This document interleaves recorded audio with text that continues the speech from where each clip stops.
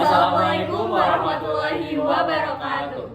Kami dari kelompok 2 ingin melakukan pemaparan penyuluhan di Desa Karangduren terkait dengan permasalahan penanaman padi yang tidak serentak yang mengakibatkan rantai hama tikus dan worong tidak terputus.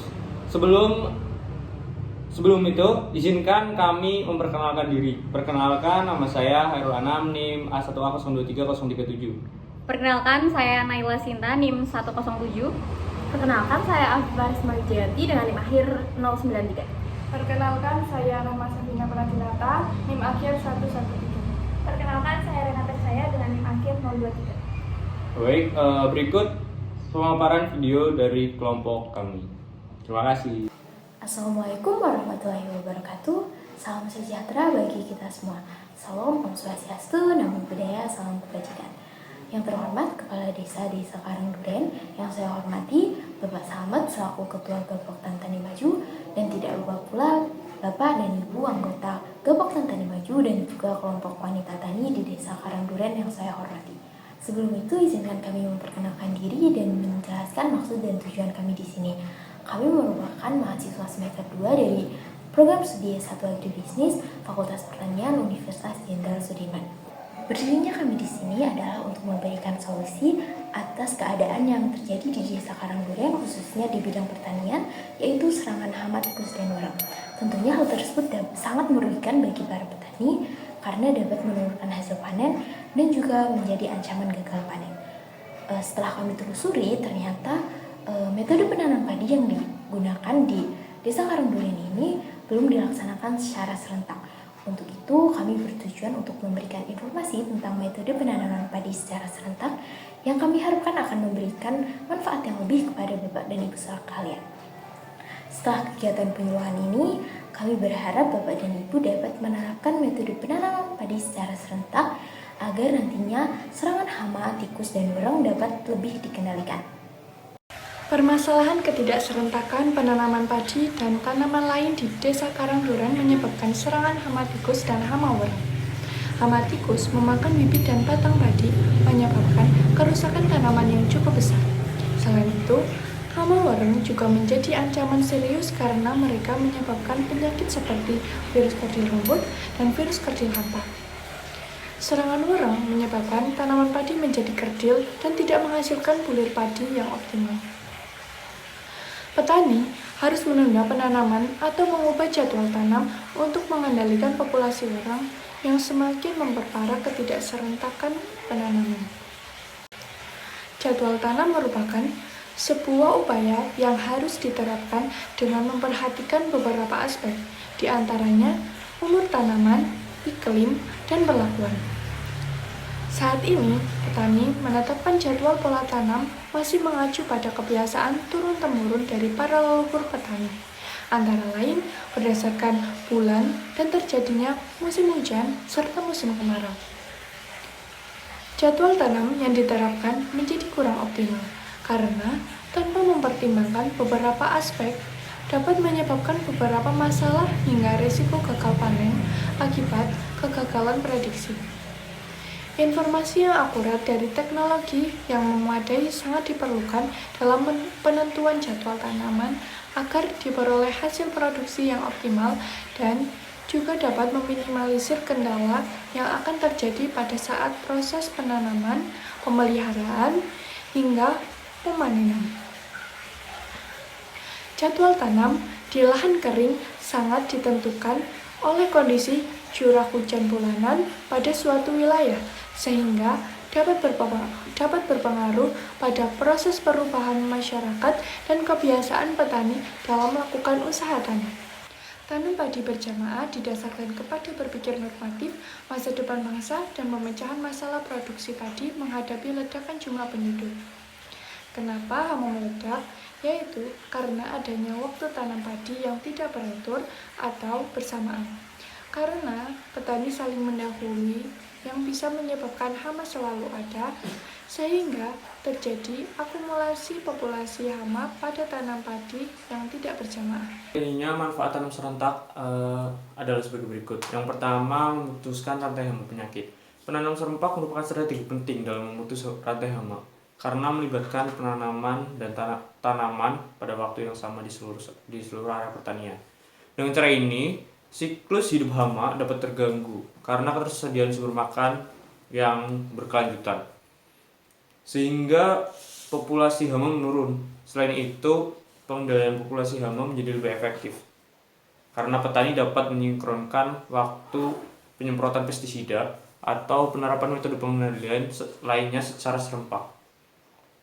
Penanaman serempak juga mengurangi peluang penyebaran hama dari satu tanaman ke tanaman lainnya, karena seluruh tanaman berada pada tahap pertumbuhan yang sama, sehingga mengurangi keberagaman lingkungan yang bisa dimanfaatkan hama.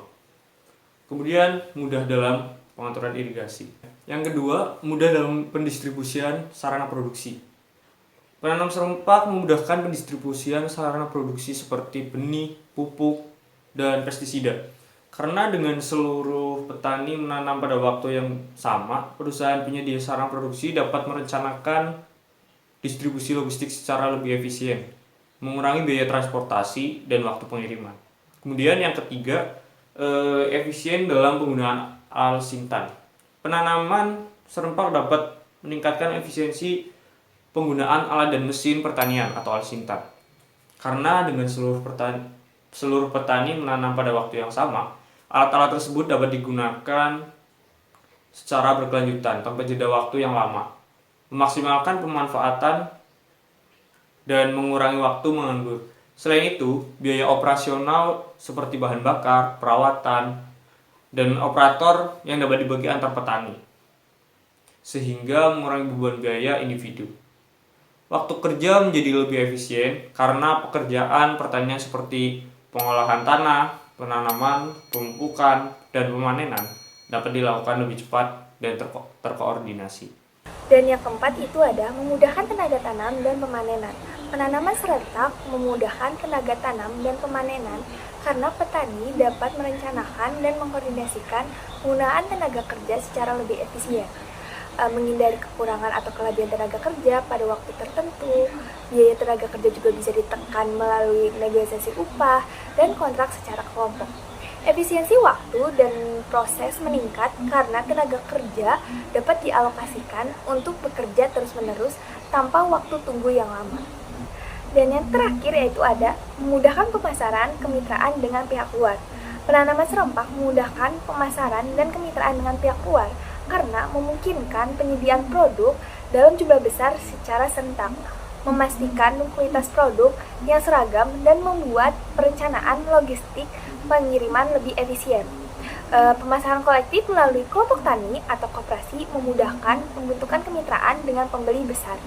Penanaman serempak juga meningkatkan reputasi dan kepercayaan petani di mata pihak luar serta memungkinkan penyesuaian produksi dengan permintaan pasar, menarik minat distributor dan pengecer yang mencari pemasok yang dapat diandalkan dan responsif terhadap tren pasar. Ketidakserentakan ini tidak hanya mengurangi efisiensi pengolahan lahan, tetapi juga mempengaruhi masalah hama.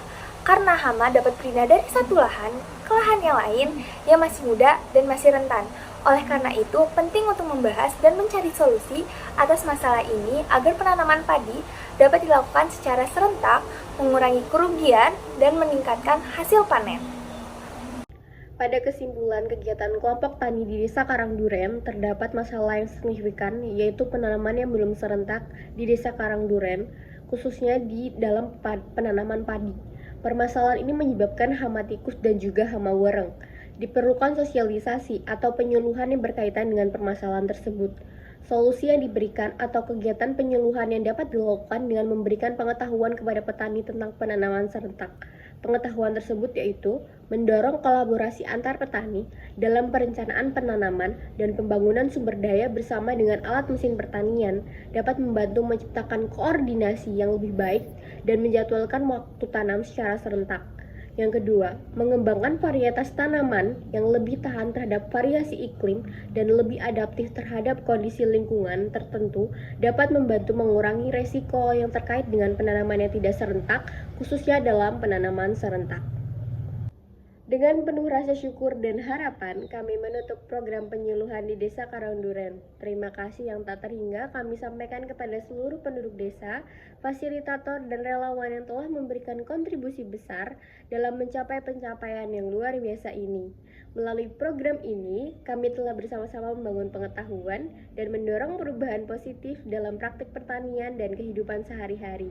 Semoga hasil dari program penyuluhan ini tidak hanya memberikan dampak positif secara langsung, kami yakin bahwa kolaborasi yang telah terjalin akan terus memperkuat komunitas gabah petani menuju masa depan yang lebih baik dan lebih sejahtera. Mari kita jaga semangat kerjasama dan terus berkomitmen untuk mendukung pembangunan yang inklusif dan berkelanjutan. Terima kasih atas partisipasi dan dukungan semua pihak. Bersama kita bisa, bersama kita maju. Wassalamualaikum warahmatullahi wabarakatuh. Baik, dari kelompok kami juga menyajikan poster infografis yang berisi tentang informasi singkat dari program tanam padi serentak, yaitu kita menyajikan informasi tentang apa sih itu tanam padi secara serentak, lalu ada manfaat yang didapatkan, lalu ada hasil penelitian yang menyajikan perbandingan presentasi tanaman padi yang diserang oleh hama di pertanaman padi secara serentak dan tidak serentak. Lalu yang terakhir ada menyajikan tantangan yang dihadapi dalam mengimplementasikan program tanam padi secara serentak. Sekian pemaparan video dari kelompok kami, kurang lebihnya mohon maaf. Kami akhiri. Wassalamualaikum warahmatullahi wabarakatuh.